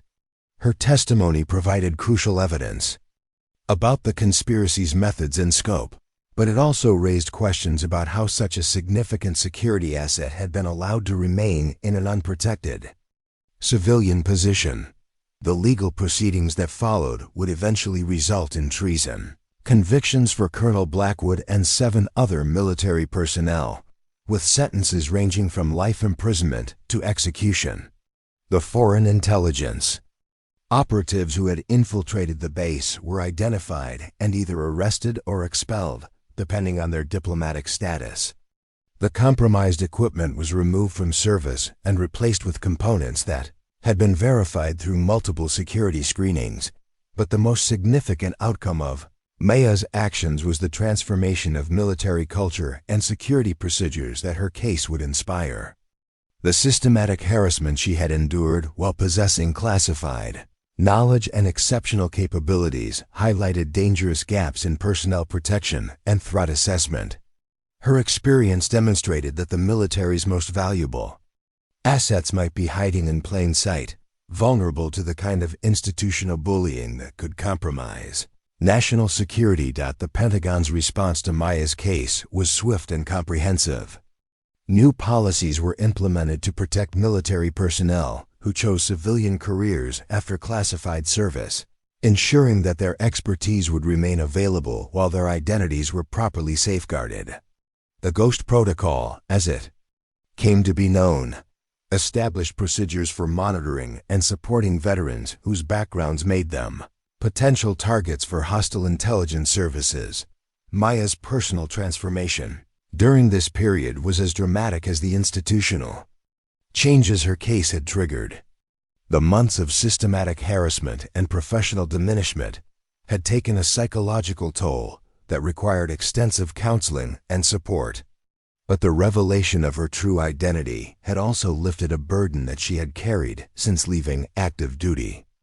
For the first time in years, she could acknowledge her achievements and accept recognition for her service without fear of compromising her safety or the security of her former missions. The military's attempt to recruit Maya back to active duty was met with initial resistance that reflected her complex relationship with the service that had demanded so much from her. The offer of a promotion to full colonel and command of a new special operations unit was tempting, but Maya's commitment to the civilian life she had built was not easily abandoned. Her negotiations with Air Force leadership ultimately resulted in a unique arrangement that would allow her to serve as a civilian consultant while maintaining the autonomy and privacy that had become essential to her psychological well-being. Trial of Colonel Blackwood became a media sensation that brought national attention to issues of military culture, gender discrimination, and the treatment of classified personnel. Maya's testimony, delivered with the same precision and authority that had once characterized her combat missions, provided a compelling narrative of service, sacrifice, and the price of underestimating those who choose to serve in silence. Her account of the harassment she had endured while possessing capabilities that exceeded those of her tormentors became a powerful symbol of systemic problems within military institutions. The colonel's defense team attempted to portray him as a victim of changing military culture who had been unfairly targeted by someone whose classified background gave her unfair advantages. The strategy backfired completely when Maya's service record was declassified for the trial, revealing achievements that made Blackwood's harassment campaign appear not just cruel, but absurdly misdirected. The contrast between his administrative career and her combat experience highlighted the fundamental injustice of the power dynamic that had enabled his systematic abuse. Maya's decision to accept a position as Director of Personnel Security and Veteran Integration represented a new phase in her career that would allow her to protect others who might face similar challenges. The program she designed combined psychological support with security monitoring, ensuring that classified veterans could transition to civilian careers without becoming vulnerable to harassment or foreign recruitment. Her work would eventually be adopted by all military services and several allied nations. The transformation of Kadena Air Base following the exposure of the conspiracy was comprehensive and lasting. New security procedures were implemented to prevent future infiltration, while personnel training programs were established to educate military members about the indicators of insider threats. The base's culture underwent a fundamental shift away from the authoritarian hierarchy that had enabled Blackwood's harassment toward a more inclusive environment that valued expertise regardless of rank or background. Maya's relationship with her former colleagues evolved dramatically as her true identity became known throughout the military aviation community. Pilots who had once viewed her as a competent but unremarkable civilian employee now understood that they had been working alongside a legend whose achievements exceeded anything in their experience. The respect and admiration she received was gratifying but also overwhelming for someone who had spent years avoiding recognition and attention. The psychological impact of Maya's return to prominence was complex and sometimes difficult to navigate. The anonymity that had protected her from the expectations and pressures of her former life was gone, replaced by a level of visibility that required constant adjustment. Her civilian colleagues, who had worked with her for months, struggled to reconcile the quiet desk clerk they had known with the decorated warrior, whose story was now national news. The mentorship program that Maya established for female military personnel became one of her most significant contributions to institutional change. Her experience of harassment and eventual triumph provided a powerful example for women who faced similar challenges in male-dominated military environments. The program combined practical training with psychological support, ensuring that the next generation of female warriors would have the tools and support systems necessary to succeed.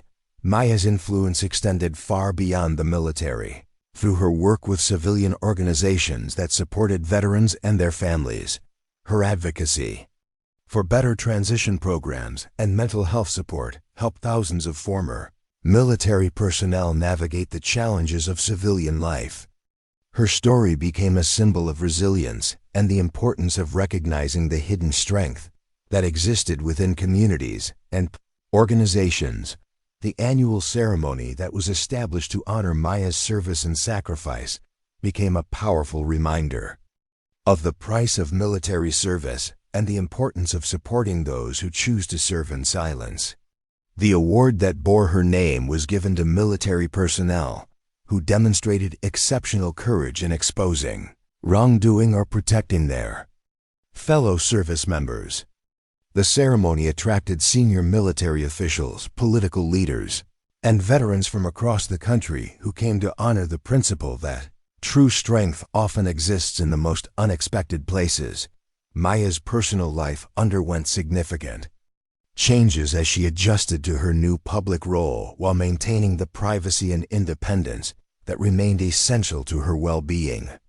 Her relationship with the military community was rebuilt on terms that reflected her expertise and experience, rather than the diminished status that had characterized her civilian employment.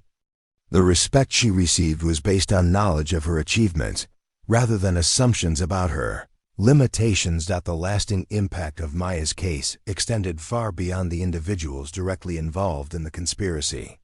Her story became a cautionary tale about the dangers of institutional bullying and the importance of recognizing that the most capable people might be hiding in plain sight.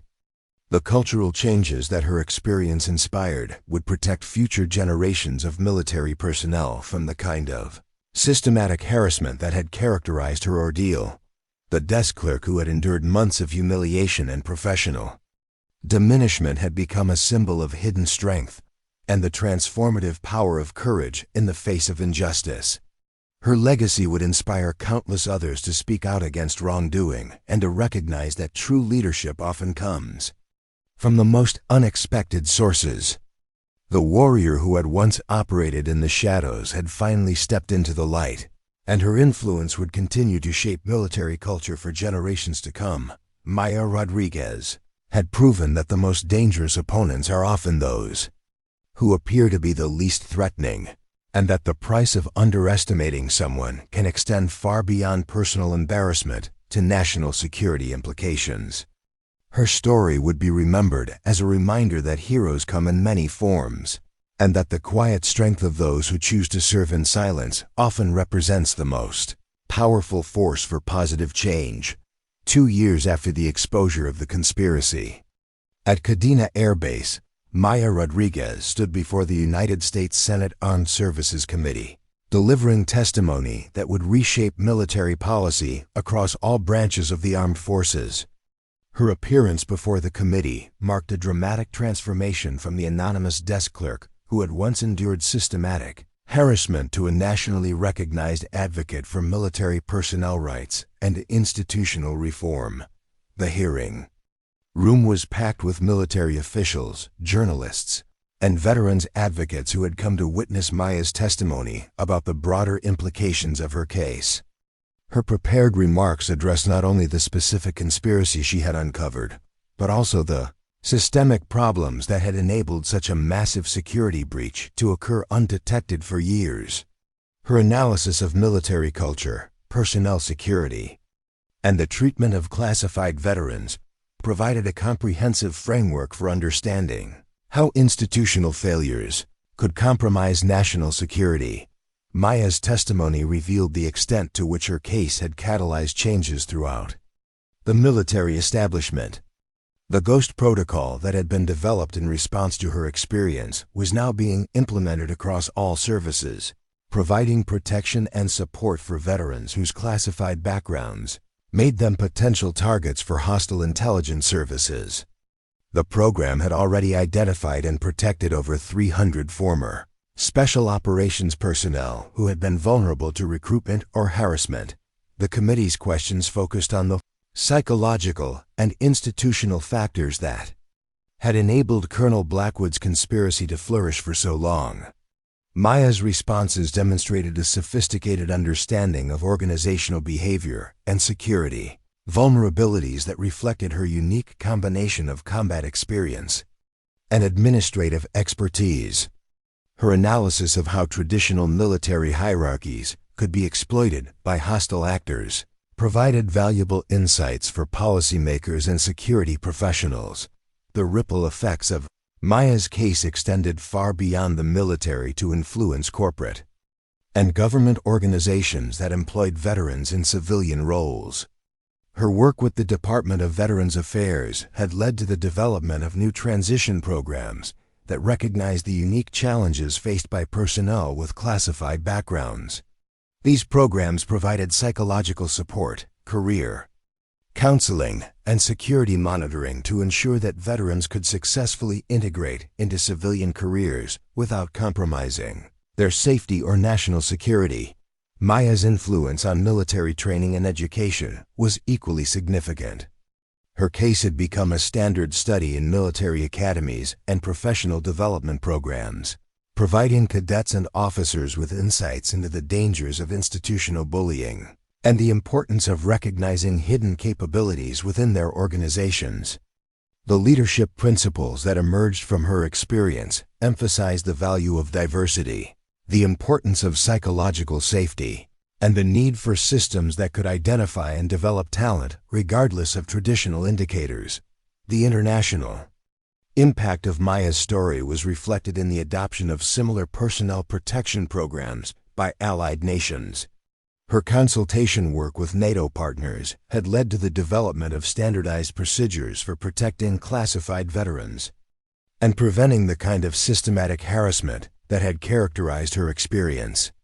The principles she had developed were being incorporated into military training programs across Europe, Asia, and the Americas. The establishment of the Rodriguez Institute for Military Leadership and Ethics represented the institutionalization of the lessons learned from Maya's case.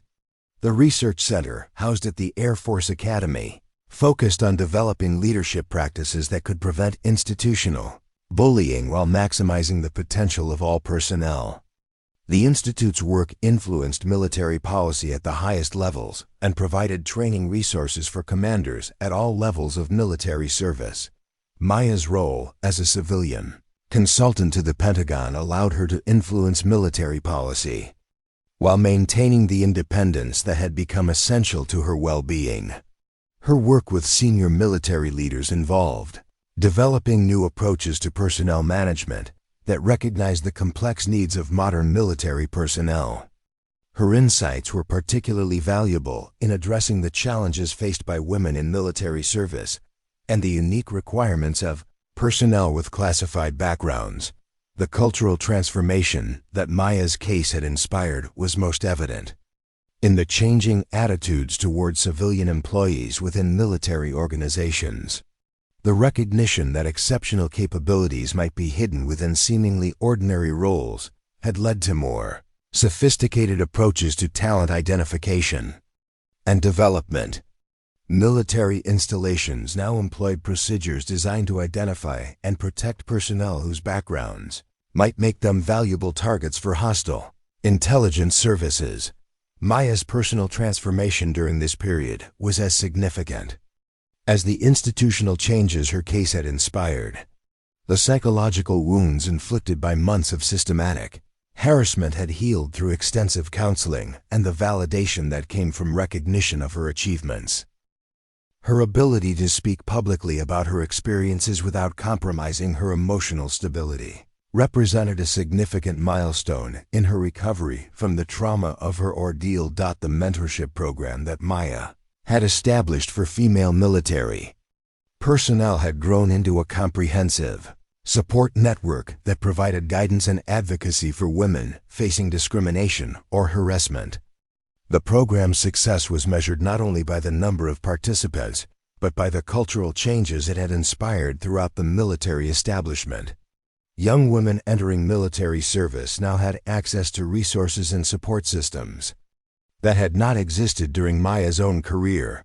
Maya's influence on military aviation was particularly profound, as her story had become legendary within the pilot community. The revelation that one of the most accomplished combat pilots in Air Force History had been working as a desk clerk, while enduring harassment had shocked the aviation community and led to significant changes in how pilots were supported during career transitions. The Aviation Personnel Protection Program that emerged from her case provided comprehensive support for pilots leaving active duty. The legal precedents established by the prosecution of Colonel Blackwood and his associates had strengthened protections for military personnel who reported misconduct or security violations. The enhanced whistleblower protections that were implemented in response to Maya's case provided safeguards for personnel who might otherwise be vulnerable to retaliation. These changes had already prevented several potential security breaches and protected numerous personnel from harassment and discrimination. Maya's work with congressional committees had led to significant changes in military funding and oversight procedures. Her testimony about the vulnerabilities that had enabled the conspiracy at Kadena had resulted in enhanced security requirements for defense contractors and stricter oversight of military procurement processes. The financial savings from improved security procedures were estimated in the hundreds of millions of dollars annually. The documentary film that chronicled Maya's story had reached audiences far beyond the military community, inspiring civilians to recognize and support the hidden contributions of veterans in their communities. The film's impact on public perception of military service and the challenges faced by veterans had led to increased support for veterans programs and greater awareness of the unique needs of personnel with classified backgrounds. Maya's advocacy for mental health support within the military had contributed to significant improvements in psychological services for active duty personnel and veterans. Her own experience with trauma and recovery had provided valuable insights into the development of treatment programs that addressed the unique psychological challenges faced by military personnel. The suicide prevention programs that incorporated her recommendations had already saved dozens of lives. The international speaking engagements that Maya undertook had spread the lessons of her case to military organizations around the world. Her presentations to defense ministers, military academies, and international conferences had influenced military policy and training programs in numerous countries. The principles she advocated for personnel protection and institutional reform had become standard practices in many allied nations. Maya's collaboration with academic researchers had produced scholarly work that advanced understanding of military culture, organizational behavior, and security vulnerabilities. Her contributions to academic journals and conferences had influenced military education and training programs at universities and military academies. The research methodology she had developed for studying institutional harassment had become standard tools for organizational psychologists and military researchers. The technology companies that had recruited Maya to advise on security and personnel matters had benefited from her unique combination of military expertise and civilian experience. Her work with these organizations had led to the development of new approaches to employee security and the identification of insider threats. The principles she had developed for protecting classified personnel had been adapted for use in various civilian contexts. Maya's influence on military families was reflected in the support programs she had helped develop for spouses and children of personnel with classified backgrounds. These programs recognized that the unique challenges faced by military families required specialized support systems and resources. The family support networks that emerged from her advocacy had strengthened military communities and improved retention rates among personnel with critical skills. The annual conference that Maya organized for military personnel and veterans had become a major event in the military calendar, attracting participants from across the services and around the world. The conference provided a forum for sharing best practices, discussing emerging challenges, and developing new approaches to military service and veteran support. The networking opportunities and professional development resources provided by the conference had benefited thousands of military personnel and veterans. Maya's legacy was not measured only in the institutional changes her case had inspired, but in the individual lives that had been transformed by her advocacy and example. The letters she received from military personnel and veterans who had been helped by the programs she had developed provided tangible evidence of the positive impact of her work. Her story had become a source of inspiration for countless individuals who faced their own challenges in military service or civilian life. The transformation of Maya Rodriguez from anonymous desk clerk to nationally recognized advocate represented more than personal triumph over adversity. Her case had demonstrated the hidden potential that existed within military organizations and the importance of creating systems that could identify and protect valuable personnel regardless of their apparent status. The changes she had inspired would continue to benefit military personnel and veterans for generations to come.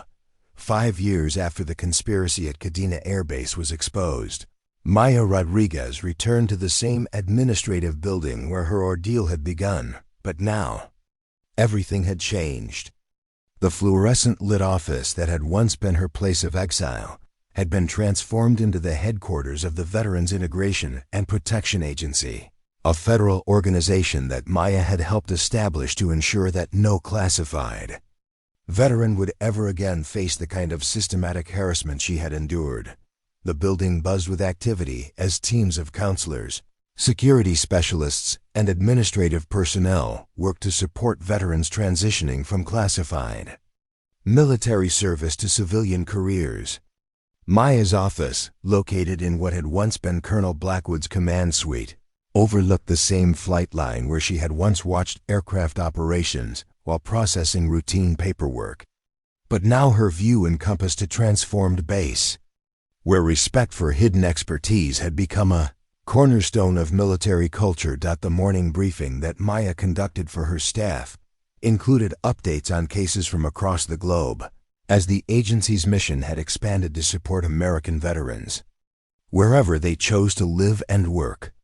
The sophisticated database they maintained tracked former special operations personnel, intelligence officers, and other classified veterans to ensure their safety while respecting their desire for privacy. The system that had emerged from Maya's own experience now protected thousands of individuals who might otherwise have been vulnerable to foreign recruitment or institutional harassment. Maya's daily routine now included video conferences with military commanders around the world who sought her advice on personnel matters and security concerns. The expertise she had once hidden behind the facade of a desk clerk was now recognized as a national resource that could help prevent security breaches and protect valuable personnel. Her recommendations influenced policy decisions at the highest levels of government and military leadership. The transformation of Kadena Air Base itself reflected the broader changes that Maya's case had inspired throughout the military establishment. The officers and enlisted personnel who worked there now understood that exceptional capabilities might be hidden within seemingly ordinary roles, and the base's culture had evolved to value expertise regardless of rank or background. The harassment prevention programs that had been implemented were now considered model systems that other installations sought to emulate. Maya's afternoon was spent reviewing applications from veterans who sought support in transitioning to civilian careers. Each case file represented a unique individual whose service to the country had earned them the right to protection and support during their adjustment to civilian life. The comprehensive services that the agency provided included career counseling, security monitoring, psychological support, and advocacy with employers who might not understand the unique needs of classified veterans. The success stories that filled Maya's files provided tangible evidence of the positive impact of her work. Former special operations personnel who had successfully transitioned to careers in technology, education, and business credited the agency's support with enabling their adjustment to civilian life. The security monitoring that protected them from foreign recruitment attempts had prevented dozens of potential espionage cases, while the career counseling had helped them find meaningful work that utilized their skills and experience. Maya's influence on military training and education was evident in the curriculum changes that had been implemented at military academies and professional development programs. The case studies based on her experience were now standard components of leadership training, providing officers with insights into the dangers of institutional bullying and the importance of recognizing hidden capabilities within their organizations. The principles she had developed were being taught to cadets and officers around the world. The international recognition that Maya had received reflected the global impact of her advocacy for military personnel rights and institutional reform. Her consultation work with allied nations had led to the adoption of similar veterans protection programs in countries across Europe, Asia, and the Americas. The standardized procedures she had developed for protecting classified veterans were being incorporated into military training programs and government policies worldwide. Maya's evening routine included reviewing congressional testimony and policy recommendations that would influence military budgets and personnel programs for the coming year. Her role as a civilian consultant to the Pentagon required her to balance the needs of individual veterans with broader strategic considerations affecting national security. The legislation she had helped draft was now being implemented across all military services and had already prevented numerous security breaches while protecting thousands of vulnerable personnel. The personal relationships that Maya had rebuilt during her recovery from the trauma of harassment were now a source of strength and support that enabled her to advocate effectively for others facing similar challenges. Her marriage to a fellow veteran who understood the unique pressures of military service provided a foundation of stability that had been missing during her years of isolation. Their partnership represented a model for other couples navigating the challenges of civilian life after classified military service. Maya's work with corporate partners had led to the development of new approaches to employee security and the identification of insider threats. The principles she had developed for protecting classified personnel had been adapted for use in various civilian contexts, from defense contractors to technology companies. Her insights into organizational behavior and security vulnerabilities had influenced hiring practices and employee support programs across multiple industries. The research projects that Maya supervised were advancing understanding of military culture, organizational psychology, and security vulnerabilities. Her collaboration with academic institutions had produced scholarly work that influenced military education and training programs at universities and military academies worldwide.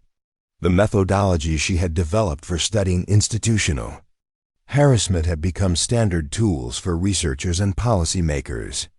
Maya's influence on military families was reflected in the comprehensive support programs she had helped develop for spouses and children of personnel with classified backgrounds. These programs recognized that the unique challenges faced by military families required specialized support systems and resources. The family support networks that emerged from her advocacy had strengthened military communities and improved retention rates among personnel with critical skills. The annual conference that Maya organized had grown into a major international event that attracted participants from military organizations, government agencies, and academic institutions around the world. The conference provided a forum for sharing best practices, discussing emerging challenges, and developing new approaches to military service and veteran support. The networking opportunities and professional development resources provided by the conference had benefited tens of thousands of military personnel and veterans. Maya's legacy was being carried forward by a new generation of advocates and reformers who had been inspired by her example. The mentorship program she had established for female military personnel had produced leaders who were now implementing similar programs in their own organizations. The principles she had developed for identifying and protecting hidden expertise were being applied in contexts far beyond the military, from corporations to educational institutions, The documentary series that chronicled the ongoing impact of Maya's case had reached audiences around the world, inspiring civilians to recognize and support the hidden contributions of veterans in their communities.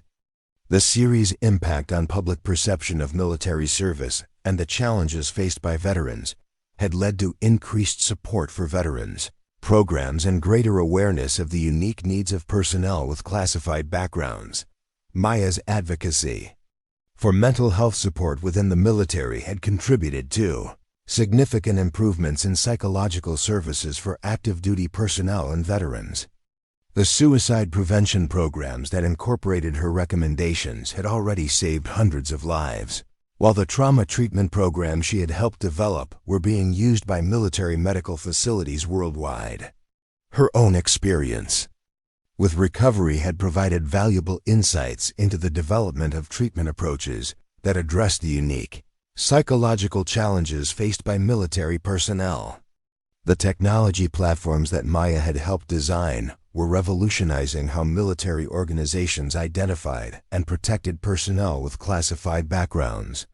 The sophisticated algorithms that monitored for signs of harassment or foreign recruitment attempts had prevented numerous security breaches while protecting thousands of vulnerable personnel.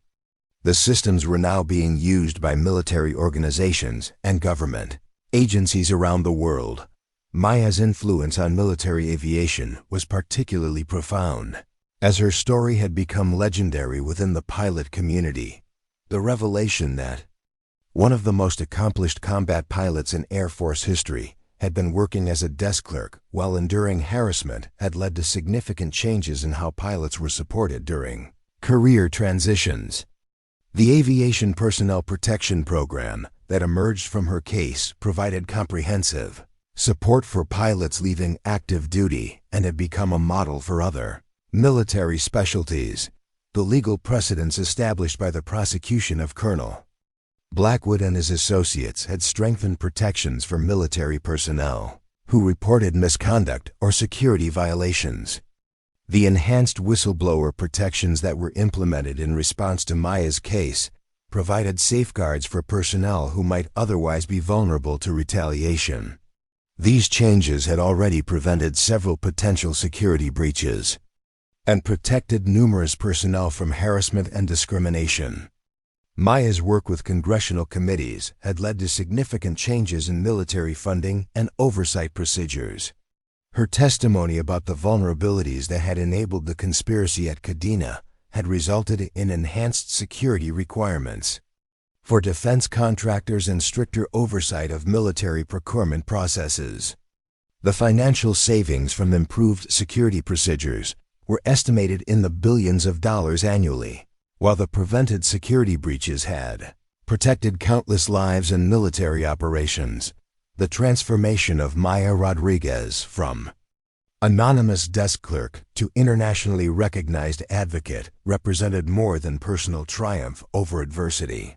Her case had demonstrated the hidden potential that existed within military organizations and the importance of creating systems that could identify and protect valuable personnel regardless of their apparent status. The changes she had inspired continued to benefit military personnel and veterans around the world, ensuring that the lessons learned from her ordeal would protect future generations. As Maya prepared to leave her office that evening, she paused at the window overlooking the flight line where aircraft continued their eternal cycles of takeoff and landing.